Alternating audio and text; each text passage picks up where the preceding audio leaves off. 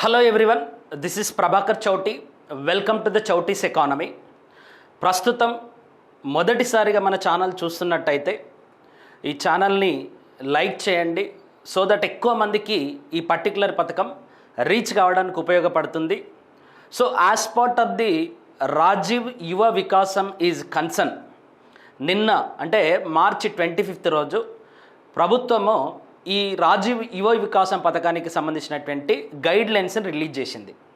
So దీనికి eligibility ఏంటి, మీరు ఎట్లా అప్లై చేసుకోవాలి, అప్లై చేసుకున్న తర్వాత సెలెక్షన్ విధానం ఎలా ఉంటుంది, మీరు ఏ స్కీమ్కి అప్లై చేసుకోవాలి, ఫైనల్ లిస్ట్ ఎలా వస్తుంది, బ్యాంక్ సబ్సిడీ ఎలా వస్తుంది, ఇట్లా ఈ పథకానికి సంబంధించినటువంటి ప్రతి అంశాన్ని కూడా రాష్ట్ర ప్రభుత్వం గైడ్లైన్స్ రూపంలో రిలీజ్ చేయడం జరిగింది. సో ఆ పర్టికులర్ అంశాలను ఒక్కొక్కటిగా మనం డిస్కస్ చేయడానికి ప్రయత్నం చేద్దాం. దీంట్లోనే ఈ అప్లికేషన్ ఎలా చేయాలి అనేటటువంటి సంపూర్ణమైనటువంటి విధానాన్ని కూడా మనం ఎక్స్ప్లెయిన్ చేయడం జరుగుతుంది.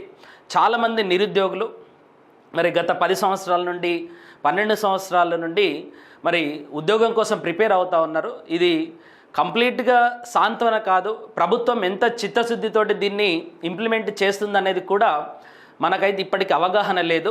బట్ స్టిల్ మీరు ఒక బిజినెస్ని స్టార్ట్ చేసి వస్తే ఇంటి దగ్గర మన రిలేటివ్స్ అయినా దాన్ని నడుపుకునేటటువంటి విధంగా ఉంటుంది కాబట్టి so let us go through with this particular process. So దీంట్లో గవర్నమెంట్ ఆఫ్ తెలంగాణ 25 మార్చి రోజు ఈ పర్టికులర్ ఆర్డర్స్ని బెనిఫిషరీస్కి సంబంధించినటువంటి అంశాన్ని రిలీజ్ చేయడం జరిగింది.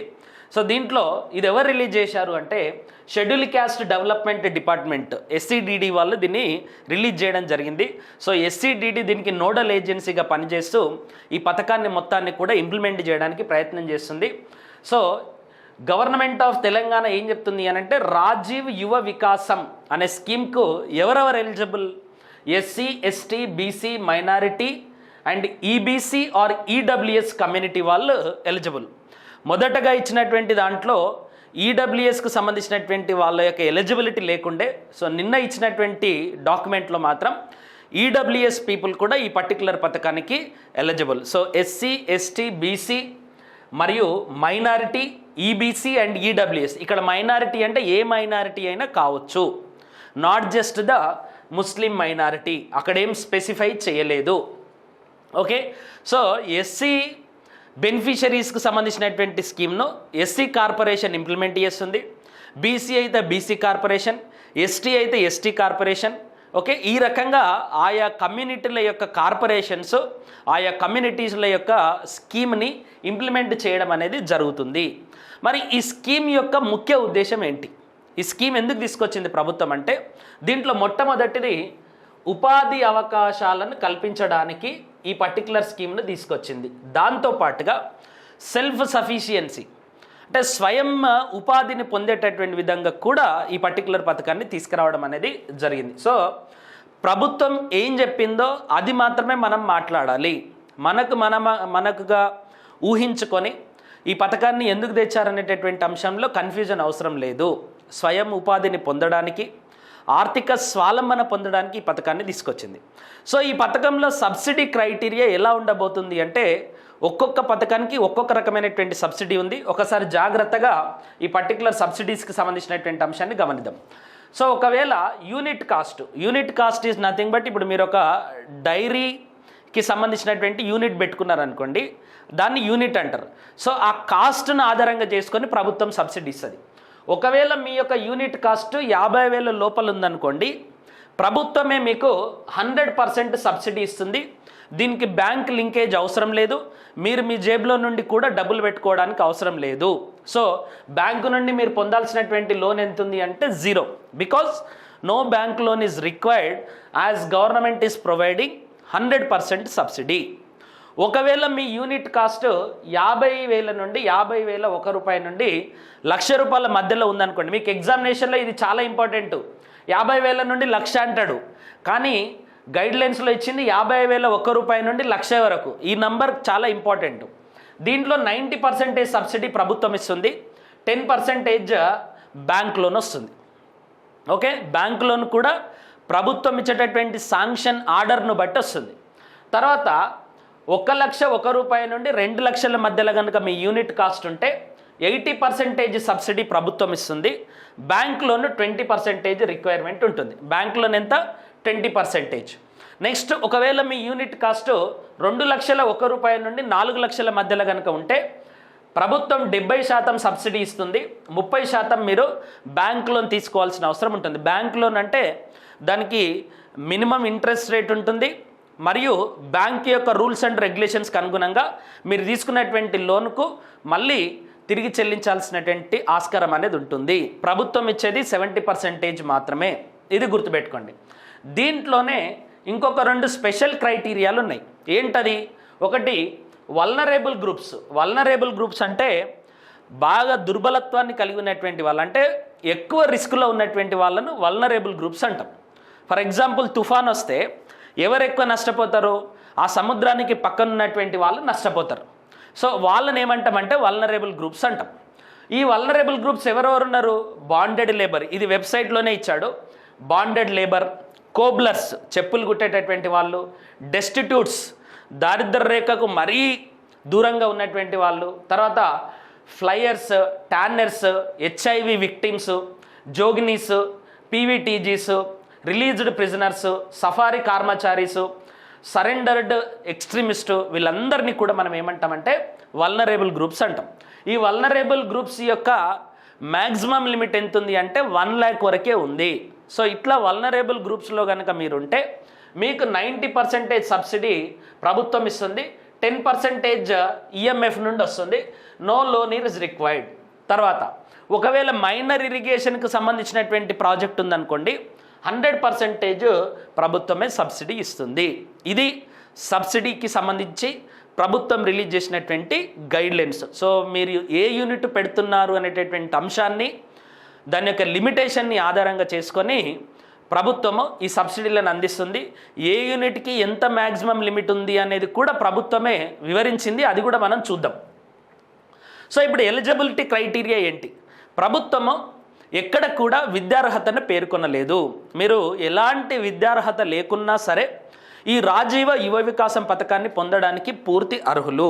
కాకపోతే ఏజ్ క్రైటీరియాను ప్రభుత్వం చెప్పింది. ఏంటా ఏజ్ క్రైటీరియా? ఒకవేళ మీరు రూరల్ ఏరియాకి, అంటే గ్రామీణ ప్రాంతాలకు సంబంధించినటువంటి వ్యక్తులైతే మీ యొక్క యాన్యువల్ ఇన్కమ్ 1,50,000 రూపాయల లోపల ఉండాలి.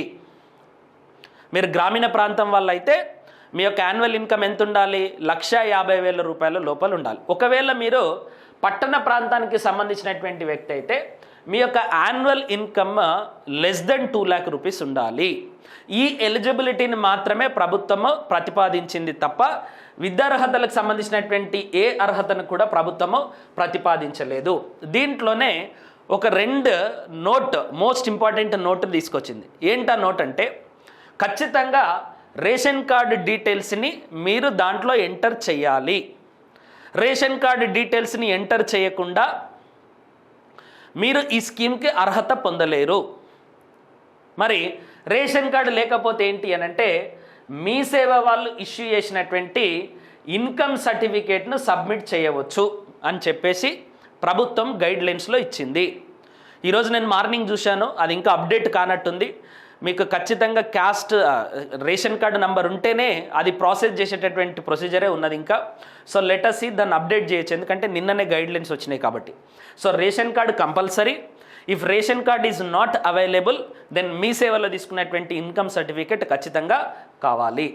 ఓకే, నెక్స్ట్ ఏజ్ లిమిట్ క్రైటీరియాకి కూడా కొంత డిఫరెంట్ క్రైటీరియా ఉంది. ఒకవేళ మీరు నాన్ అగ్రికల్చర్ స్కీమ్స్, అంటే వ్యవసాయేతర స్కీమ్స్కి కనుక అప్లై చేస్తే, అంటే ఇండస్ట్రీకి సంబంధించినటువంటి స్కీమ్స్ కనుక అప్లై చేస్తే జూలై 1 నాటికి మీ యొక్క ఏజ్ 21 నుండి 55 ఏళ్ళ మధ్యలో ఉండాలి. జూలై 1వ తారీఖు నాటికి మీ యొక్క ఏజ్ 21 నుండి 55 ఏళ్ళ మధ్యలో ఉండాలి. ఒకవేళ అగ్రికల్చర్కి సంబంధించినటువంటి స్కీమ్ అయితే మాత్రం 21 నుండి 60 ఏళ్ళ వరకు ఏజ్ ఉండవచ్చు. సో అగ్రికల్చర్ స్కీమ్స్కి ఎక్కువ ఏజ్ ఉన్నది, up to 60 years. Non agriculture స్కీమ్స్కి అయితే up to 55 years age limit పెట్టిరు.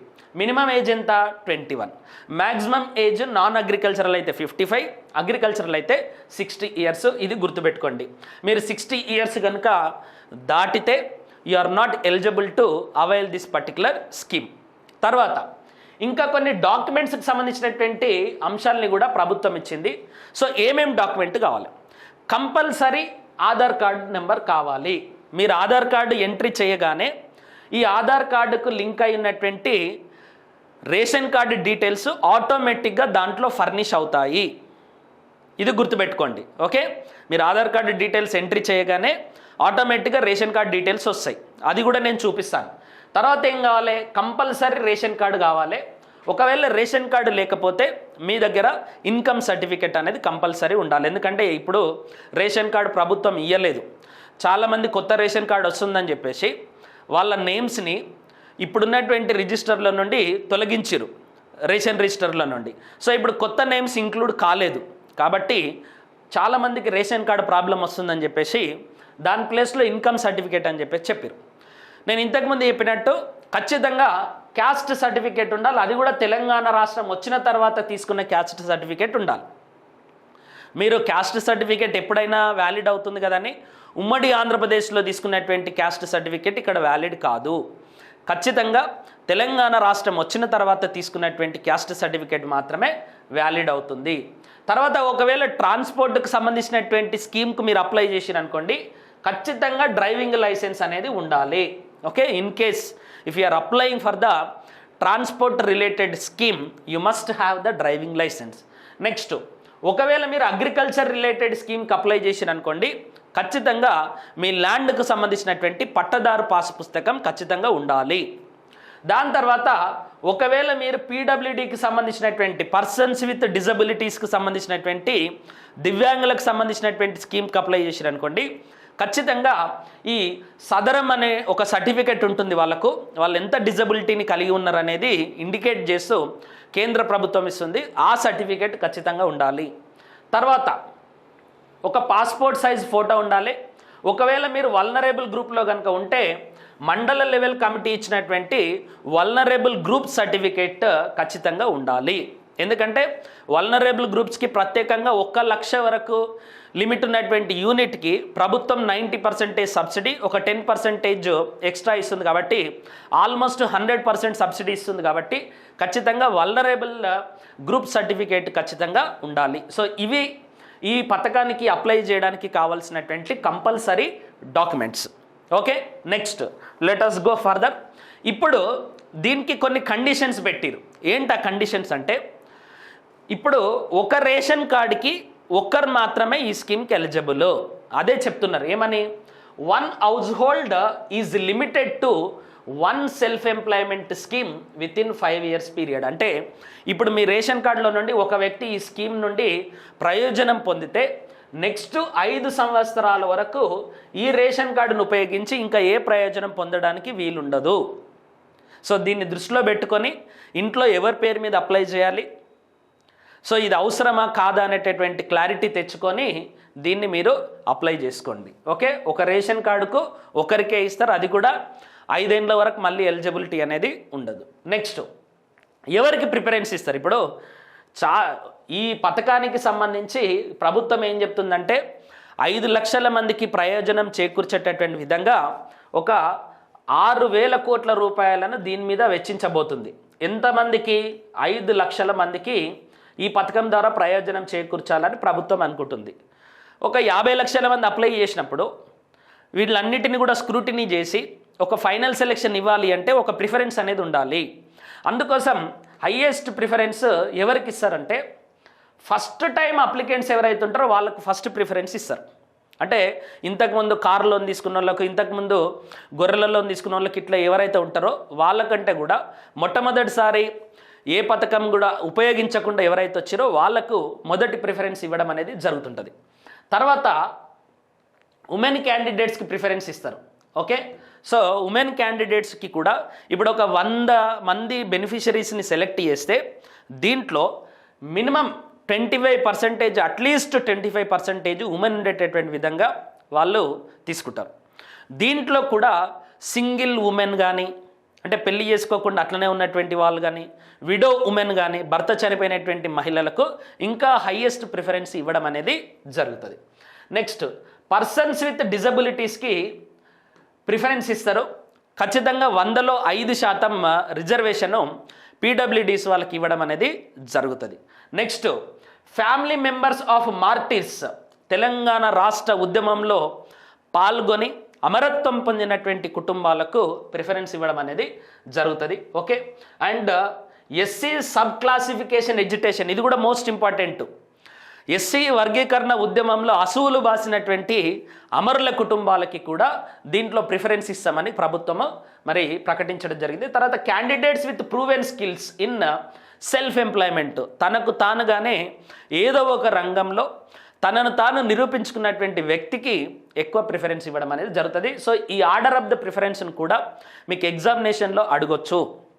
కాబట్టి ఎవరికి ముందు ప్రిఫరెన్స్ ఇస్తారు, ఎవరి తర్వాత ఎవరికి ప్రిఫరెన్స్ ఇస్తారు, 1, 2, 3, 4 అట్లా మిమ్మల్ని ఎగ్జామినేషన్లో అడిగేటటువంటి విధంగా అవకాశం ఉంటుంది. తర్వాత రిజిస్ట్రేషన్ అండ్ అప్లికేషన్ ప్రాసెస్ ఎట్లా, దిస్ ఈజ్ మోస్ట్ ఇంపార్టెంట్.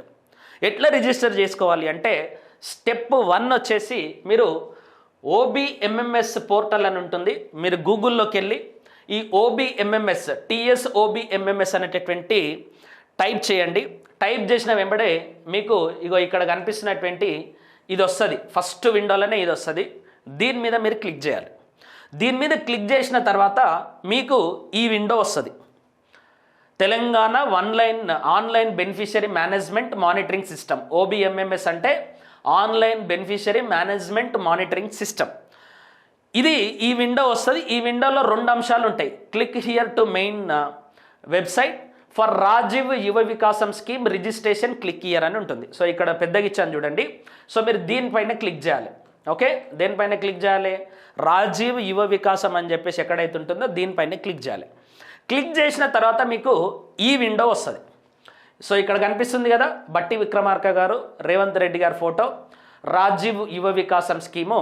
ఇక్కడ 2 లైన్స్ ఉన్నాయి. ఒకటి click here to application form for Rajiv Yuva Vikasam scheme, SC, ST, MBC, BC, MFC, CMFC, BC federation and EBC, ఇవన్నీ కూడా ఫెడరేషన్ నేమ్స్. సో మీరు దీనిపైన క్లిక్ చేసినా మీరు నెక్స్ట్ ప్రాసెస్లోకి వెళ్తారు. నెక్స్ట్ ప్రాసెస్ ఇది అన్నట్టు. ఇప్పుడు మీ క్యాస్ట్ను ఆధారంగా చేసుకొని మీ క్యాస్ట్కి సంబంధించినటువంటి కార్పొరేషన్ ఉంటుంది. దాంట్లో SC corporation, MBC registration, Christian minority registration, ST, BC, EBC, minority and BC registration ఉంటుంది. సో మీరు ఏ ఫెడరేషన్కి సంబంధించినటువంటి వాళ్ళు ఉంటారో ఆ ఫెడరేషన్ మీద మీరు క్లిక్ చేయండి. సో నేను ఇప్పుడు SC ఫెడరేషన్కి సంబంధించినటువంటి దాని మీద క్లిక్ చేస్తే మీకు ఈ పర్టికులర్ అంశం అనేది మీకు వస్తుంది. సో ఈ పర్టికులర్ అంశంలో మీరు ఇక్కడ కనుక చూస్తే ఇక్కడ చూడండి, మీరు ఇక్కడ నేమ్ కొట్టిన తర్వాత ఇక్కడ ఆధార్ నెంబర్ కొట్టాలి. ఆధార్ నెంబర్ లేకుండా మీరు ముందుకు పోలేరు. ఖచ్చితంగా ఆధార్ నెంబర్ ఉండాలి. ఆధార్ నెంబర్లో ఏ పేరు అయితే ఉంటుందో అక్కడ ఇదే పేరును మీరు మెన్షన్ చేయాల్సి ఉంటుంది. సో ఆధార్ నెంబర్ కొట్టిన తర్వాత ఆటోమేటిక్గా మీ ఫుడ్ సెక్యూరిటీ కార్డు ఇక్కడ కనిపిస్తుంది. ఆటోమేటిక్గా కనిపిస్తుంది. మీ ఫుడ్ సెక్యూరిటీ కార్డు కనిపిస్తుంది. ఒకవేళ మీ ఆధార్ నెంబర్కి కనుక ఫుడ్ సెక్యూరిటీ కార్డు లింక్ లేదనుకోండి, అంటే రేషన్ కార్డు కనుక లింక్ లేదనుకోండి, మీకు ఈ మెసేజ్ వస్తుంది. The food security card does not exist for this Aadhaar number, you are not eligible to register in OBMMS అని చెప్పేసి వస్తుంది. సో ఖచ్చితంగా మీ యొక్క Aadhaar card food security card link అయి ఉండాలి. Food security card is nothing but the ration card. So ration card లేకపోతే మీరు ముందుకు వెళ్ళేటటువంటి పరిస్థితి లేదు. సో దీంట్లో మేబీ ప్రభుత్వం కొన్ని చేంజెస్ చేసేటటువంటి అవకాశం అనేది ఉన్నది. తర్వాత బెనిఫిషరీ రకం, సో ఇండివిజువలా లేకపోతే గ్రూపా అనేది ఇక్కడ మీరు ఇండివిజువల్ సెలెక్ట్ చేసుకుంటారు. Type of financial assistance, bank linked స్కీమా, బ్యాంక్ లింక్ లేకుండా ఉండేటటువంటి స్కీమ్ అని చెప్పేసి అడుగుతుంది. సో బ్యాంక్ లింక్డ్ స్కీమ్ అంటే మనం ఇంతకుముందు చూసినాం కదా, 50,000 రూపాయల నుండి 1,00,000 రూపాయల మధ్యలో కనుక మీ యూనిట్ కాస్ట్ ఉంటే 10% బ్యాంక్ ఇస్తుంది లోను, 90% ప్రభుత్వం ఇస్తుంది.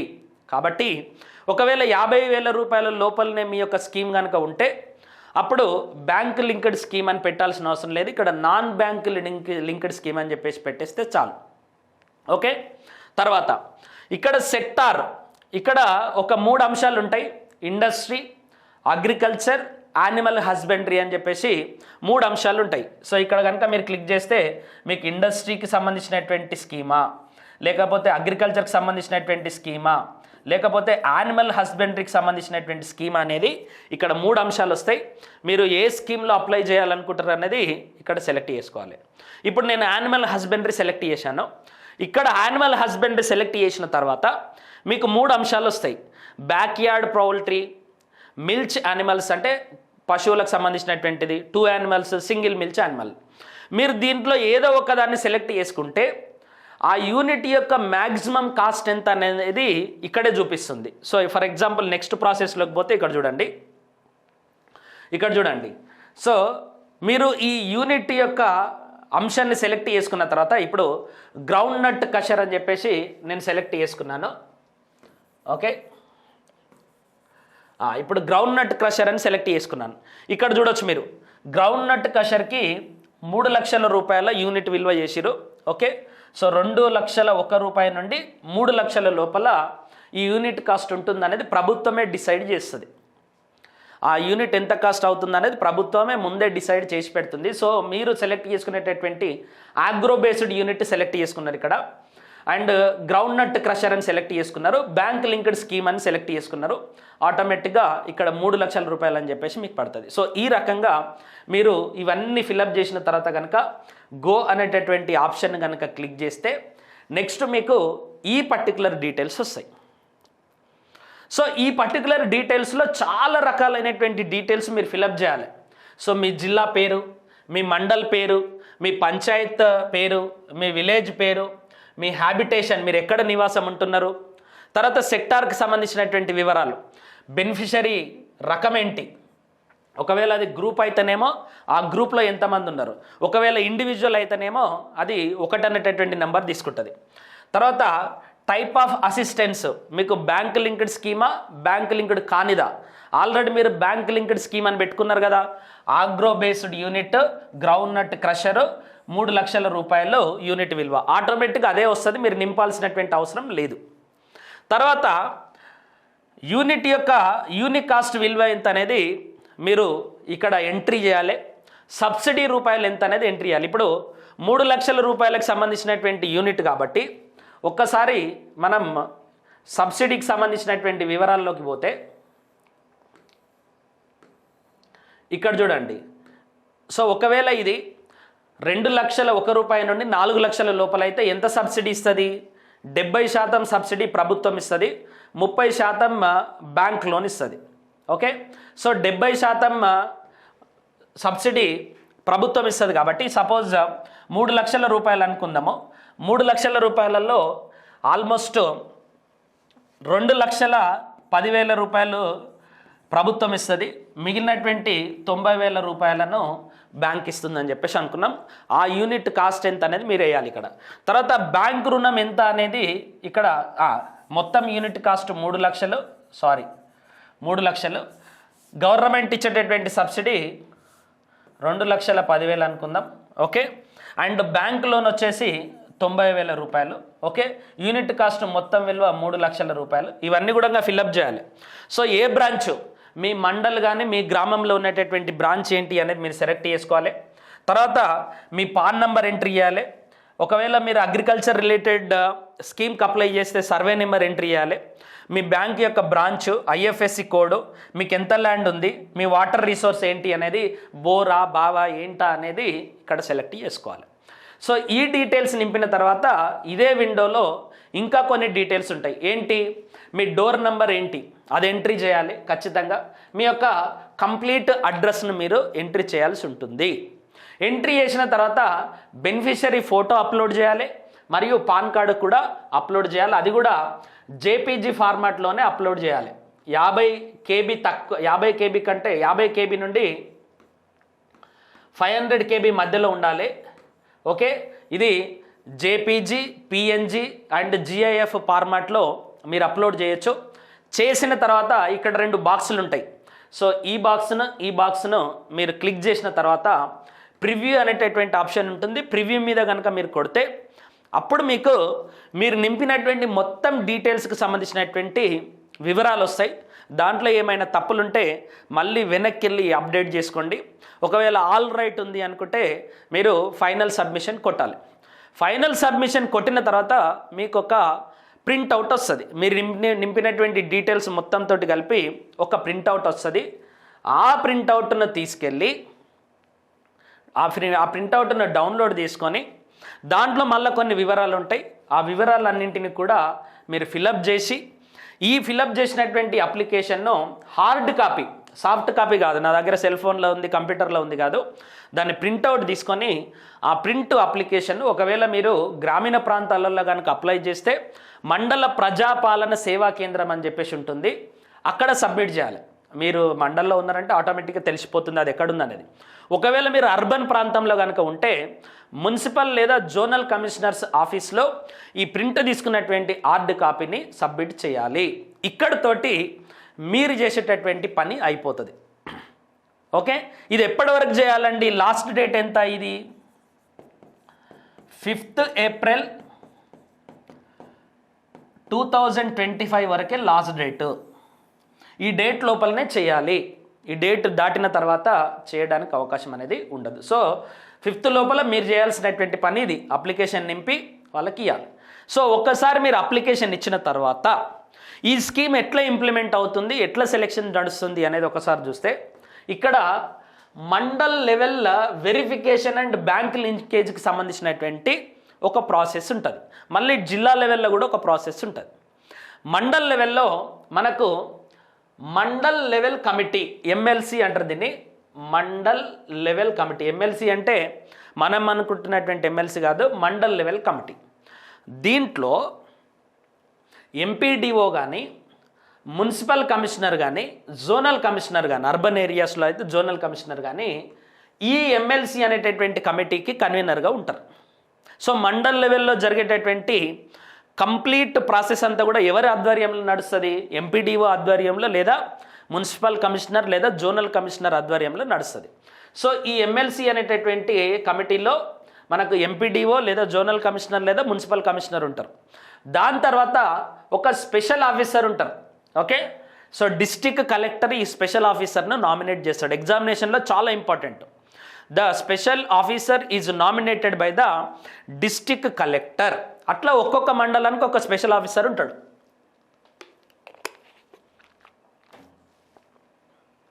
దాని తర్వాత బ్యాంక్ మేనేజర్స్ ఉంటారు. ఇప్పుడు ఒక మండల్లో రకరకాల బ్యాంకులు ఉంటాయి. మీరు ఇష్టం వచ్చినటువంటి బ్యాంకులో అప్లై చేసుకొని ఉంటారు కాబట్టి ఆ బ్యాంక్ మేనేజర్స్ ఈ పర్టికులర్ కమిటీలో ఉంటారు. తర్వాత ఎస్సీ నుండి ఒక రిప్రజెంటేటివ్, ఎస్టీ నుండి ఒకరు, బీసీ నుండి ఒకరు, మైనారిటీ నుండి ఒకరు, ఈబీసీ నుండి ఒకరు, ఆ ఫైనాన్స్ కార్పొరేషన్ నుండి రిప్రజెంటేటివ్గా ఉంటారు. దాని తర్వాత DRDA, district rural development agency ఏదైతే ఉంటుందో అక్కడి నుండి ఒక రిప్రజెంటేటివ్ ఉంటారు. సో మొత్తం 5 మంది ఉంటారు మండల్ లెవెల్ కమిటీలో. ఈ 5 మంది ఏం చేస్తారు మరి? ఇక్కడ చూడొచ్చు. సో ఈ 5 మంది ఉంటారు. ఈ 5 మంది ఏం చేస్తారు అంటే వీళ్ళ యొక్క రోల్ ఏంటి అని అంటే మీరు ఇచ్చినటువంటి డాక్యుమెంట్ని వాళ్ళు స్క్రూటినీ చేస్తారు, వెరిఫై చేస్తారు. సో డాక్యుమెంట్ కరెక్ట్ ఉందా లేదా, తప్పులు ఉన్నటువంటి డాక్యుమెంట్స్ని పక్కకు పెట్టేసి కరెక్ట్ ఉన్నటువంటి డాక్యుమెంట్ను వీళ్ళు చేసి ఒక క్యాండిడేట్ ఇచ్చినటువంటి అప్లికేషన్ ఆధారంగా మరి క్యాండిడేట్ యొక్క వయబిలిటీ ఏంటి అనేది ఇక్కడ అసెస్మెంట్ చేస్తారు. So process of the scrutiny ఇక్కడ నడుస్తుంది. నడిచిన తర్వాత వీళ్ళు ఏం చేస్తారు అని అంటే స్టెప్ 1, ఈ అప్లికేషన్ మొత్తాన్ని స్క్రూటినీ చేసిన తర్వాత ఫార్వర్డింగ్ ఆఫ్ ఎలిజిబుల్ క్యాండిడేట్స్, ఎవరెవరైతే వాళ్ళు అప్లై చేసుకున్నటువంటి స్కీమ్స్కి ఎలిజిబుల్ ఉంటారో వాళ్ళ నేమ్స్ మొత్తాన్ని కూడా వాళ్ళు ఫార్వర్డ్ చేస్తారు. ఎక్కడ ఫార్వర్డ్ చేస్తారు? డిస్ట్రిక్ట్ లెవెల్ కమిటీకి ఫార్వర్డ్ చేస్తారు. సో మండల్ లెవెల్ కమిటీ నుండి డిస్ట్రిక్ట్ లెవెల్ కమిటీకి ఫార్వర్డ్ చేస్తారు. దాంతోపాటు బ్యాంకర్స్ ఎవరైతే ఉంటారో, బ్యాంక్ లింక్డ్ స్కీమ్స్ ఉంటాయి కదా, so loan eligibility verification and approval చూస్తారు. సో వీళ్ళకి లోన్ ఇవ్వచ్చా లేదా, అప్రూవ్ ఇవ్వచ్చా లేదా అనేటటువంటి అంశాలని వీళ్ళు పరిశీలిస్తారు. సో డిస్ట్రిక్ట్ ఆఫీసర్ ఏం చేస్తాడంటే నాన్ బ్యాంక్ లింకేజ్ స్కీమ్స్ ఏవైతే ఉంటాయో ఆ నాన్ బ్యాంక్ లింకేజ్ స్కీమ్స్ను వీళ్ళు ఇప్పుడు జిల్లా కలెక్టర్ నామినేట్ చేసినటువంటి పర్సన్ ఉన్నాడు కదా, వాళ్ళు ఆయా కన్సర్న్డ్ ఫెడరేషన్స్కి పంపిస్తారు. ఎస్సీ క్యాండిడేట్ అయితే ఎస్సీ ఫెడరేషన్, బీసీ అయితే బీసీ ఫెడరేషన్కి పంపిస్తారు. ఇది స్టెప్ 1లో జరిగేటటువంటి సెలెక్షన్ ప్రొసీజర్. స్టెప్ 2లో ఏం జరుగుతుంది అంటే బ్యాంక్ అప్రూవల్. బ్యాంక్ అప్రూవల్ అంటే మీరు ఇచ్చినటువంటి అప్లికేషన్ను బ్యాంక్ మేనేజర్ వెరిఫై చేసి, అంటే బ్యాంక్ రిప్రజెంటేటివ్ వెరిఫై చేసి ఇతనికి లోన్ ఇవ్వచ్చా లేదా అనేటటువంటి వెరిఫికేషన్ నడుస్తుంది. ఒకవేళ వెరిఫికేషన్లో ఫెయిల్ అయితే దాన్ని పక్కకెట్టేస్తారు. థర్డ్ థింగ్ ఏంటి, ఫైనల్ ఫార్వర్డింగ్. ఫైనల్ ఫార్వర్డింగ్లో ఏం జరుగుతుంది అంటే ఈ mandal level committee will send the approved list to the district level committee.